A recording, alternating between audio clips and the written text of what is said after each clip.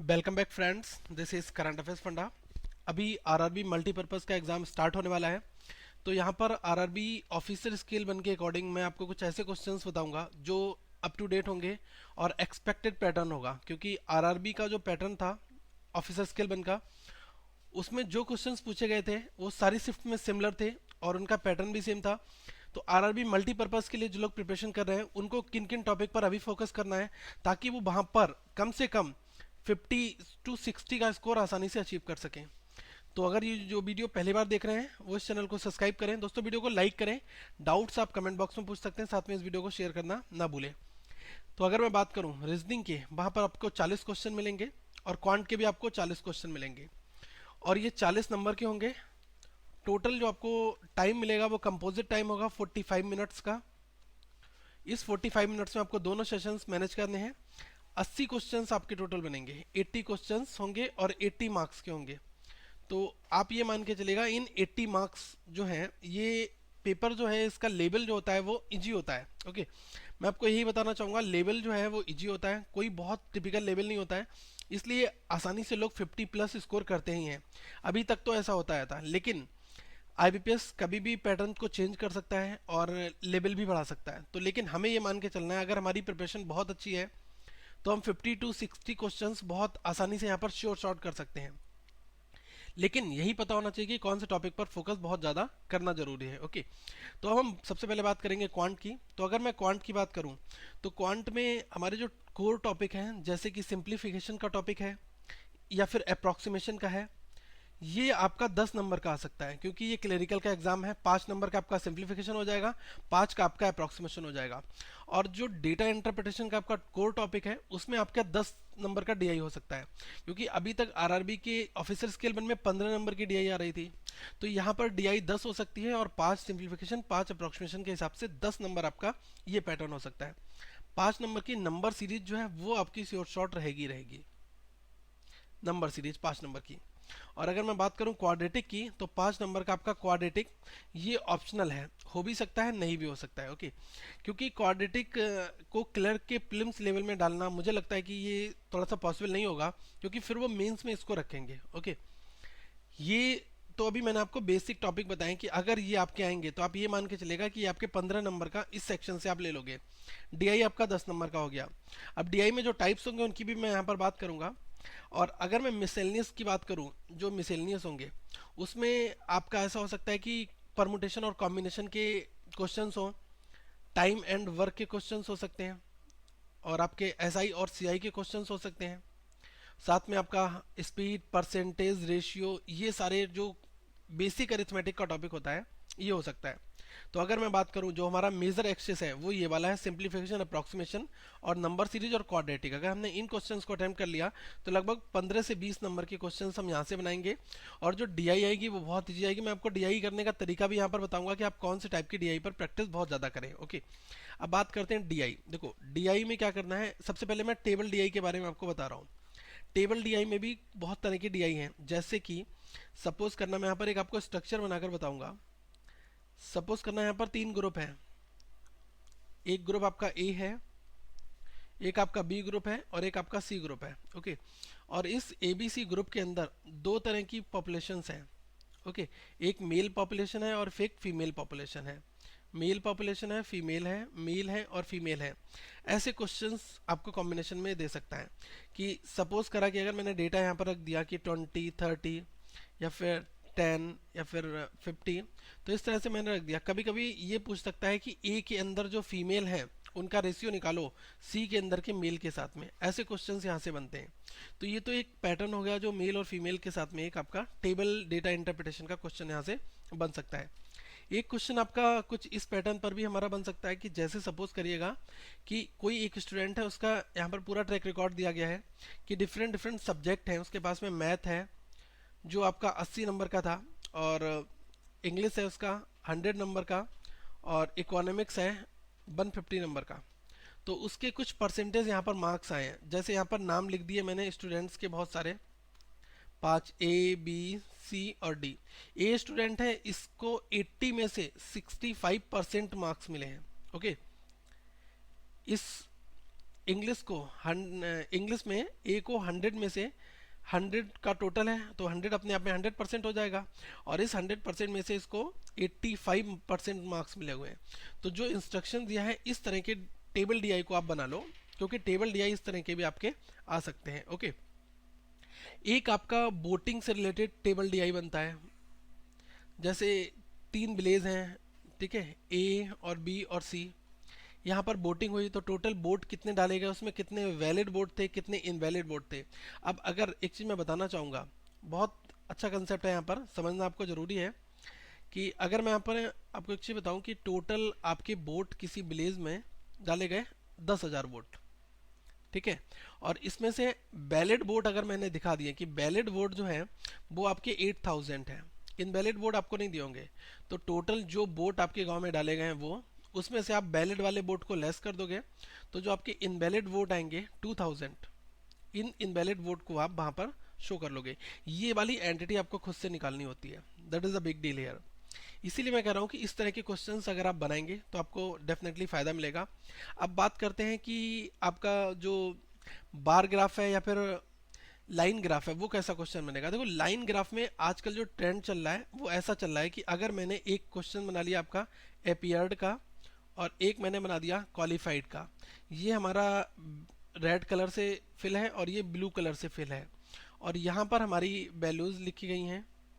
Okay, और यहाँ पर हमारी एंटिटीज़ हैं, जैसे एक ए बी सी डी और ई, ये आपकी सन भी हो सकती हैं, 2000, फिर 2001, 2002, 2003 और 2004।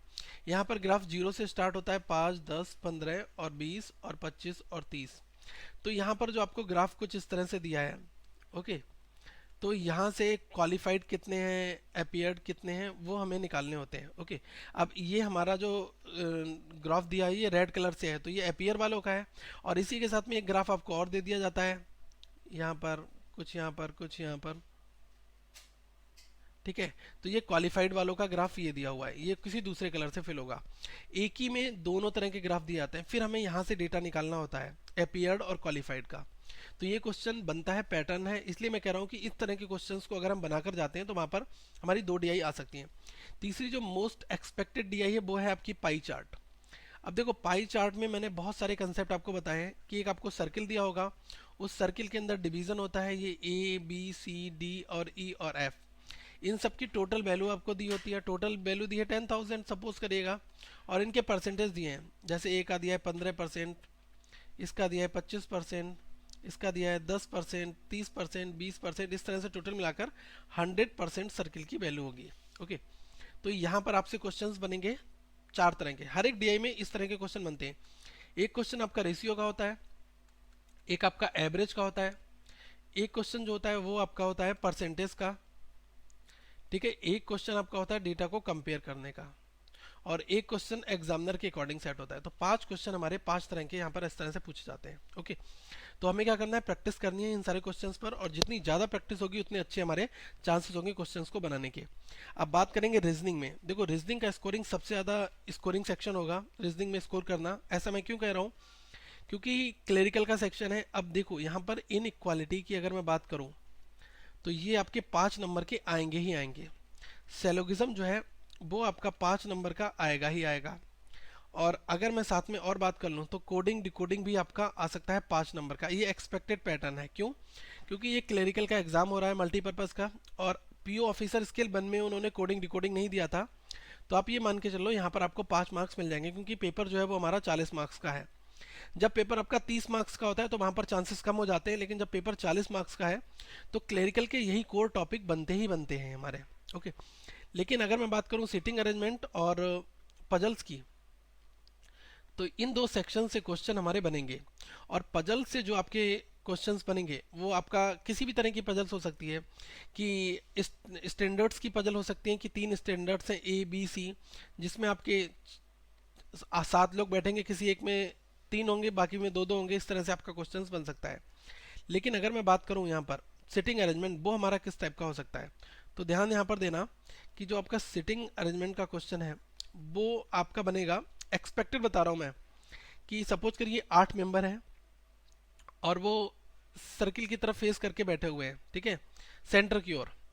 तो इस तरह से क्वेश्चन बन सकता है। एक क्वेश्चन आपका बन सकता है स्क्वायर बेस्ड का, जो अभी आया हुआ है कि चार कॉर्नर्स पर लोग बैठे हैं, उनका फेस सेंटर की ओर है, और जो बाहर के लिए जो सेंटर में बैठे हुए हैं बीच में, उनका फेस अंदर के लिए है। तो ऐसे क्वेश्चंस भी आपके बन सकते हैं।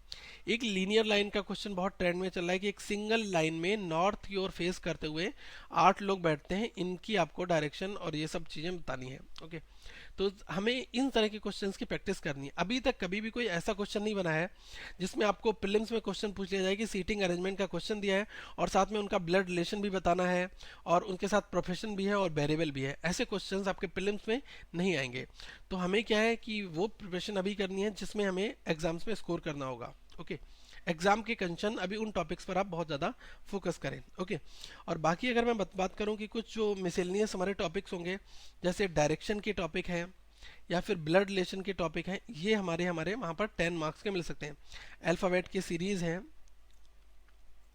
ओके, तो ये कोर टॉपिक होते हैं, ये आपको वहाँ पर मिसेलिनियस के तौर पर 10 नंबर में देखे जाएंगे। ओके, अब हमें जो आसानी से ग्रैब करना है उसमें इनइक्वालिटीज, सिलोगिज्म और कोडिंग डिकोडिंग, यहाँ से मुझे अच्छे नंबर लाने हैं, और प्लस इस डायरेक्शन और ब्लड रिलेशन से यहाँ पर 10 मार्क्स को मुझे यहाँ पर अचीव करना है। फाइन, तो अगर ये स्ट्रेटजी हम फॉलो करते हैं तो डेफिनेटली हमें कुछ ना कुछ चीज़ें अच्छी पता चलेंगी। अब जो भी आपके पास दिन बचा हुआ है, एक वीक कंप्लीट है आई थिंक एग्जाम्स के लिए, तो इस कंप्लीट वीक में आप ये मान के चलिए कि रीजनिंग के लिए और क्वांट के लिए अगर मैं बात करूँ, तो रीजनिंग में तो आप सेलोगिज्म के सेट लगाना स्टार्ट कर दो और इनइक्वलिटी के सेट लगा लो, और कोडिंग डिकोडिंग, दोनों तरह की कोडिंग डिकोडिंग कर लो। वो जो आप कहते हैं चाइनीज कोडिंग होती है ना, उसके भी क्वेश्चंस बना लो, नंबर कोडिंग भी कर लो। जितने इंपॉर्टेंट सेट होंगे वो मैं यहाँ पर आपको दूंगा इस चैनल के थ्रू, आप तक वो चैनल आएंगे जरूर, ठीक है, वो वीडियोस आप तक आएंगे। और साथ में सीटिंग अरेंजमेंट और आपका जो पजल है इसकी प्रैक्टिस भी करते रहो, क्योंकि आप ये मान के चलो कि आपको IBPS RRB ऑफिसर स्केल बन के मेंस एग्जाम की प्रिपरेशन करनी है, तो प्रीलिम्स सबके कवर ऑटोमेटिक हो जाएंगे यहाँ पर। ओके, अब दूसरी यहाँ पर चीज बताऊंगा, और ब्लड रिलेशन में 5 क्वेश्चन जम्बल्ड फॉर्मेट में आ सकते हैं, डायरेक्शन के क्वेश्चंस भी आपके आ सकते हैं, तो इनके ऊपर आप प्रैक्टिस अभी स्टार्ट रखो। क्वांट में क्या करो, सीरीज का जो क्वेश्चन है आपका वो आप बनाओ। यहाँ पर नंबर सीरीज का क्वेश्चन बनाने के बाद में आप क्वाड्रेटिक पर थोड़ा फोकस कर लो, सिंप्लीफिकेशन और अप्रॉक्सीमेशन के क्वेश्चंस पर आप फोकस कर लो। ये क्वेश्चंस बनाने पर आपको थोड़ा सा आसानी रहेगी अच्छे क्वेश्चंस बनाने में। फाइन, और साथ में जो भी इम्पोर्टेंट सेट होंगे वो मैं आप तक इस चैनल के माध्यम से लाऊंगा। अगर आपका अभी भी कोई डाउट है तो आप ज़रूर इस वीडियो के कमेंट बॉक्स में पूछ सकते हैं कि ये टॉपिक हमारा कवर नहीं हो पा रहा है, इसमें हमें क्या पढ़ना है। आप वो जनरल डाउट्स अपने पूछ सकते हैं। साथ में दोस्तों, good luck for your multipurpose RRB exams. Fine, और इस वीडियो को लाइक करें, कमेंट करके आप अपने डाउट दें, साथ में इस वीडियो को शेयर करना ना भूलें। ओके, और मैं आपको कहना चाहूँगा जो भी आपके क्वेश्चंस के डाउट हैं वो आप फेसबुक के ग्रुप और फेसबुक के पेज पर डालें, ताकि ज़्यादा से ज़्यादा लोगों तक वो डाउट्स हमारे पहुँच सके। Fine, so thank for watching this video, have a good day.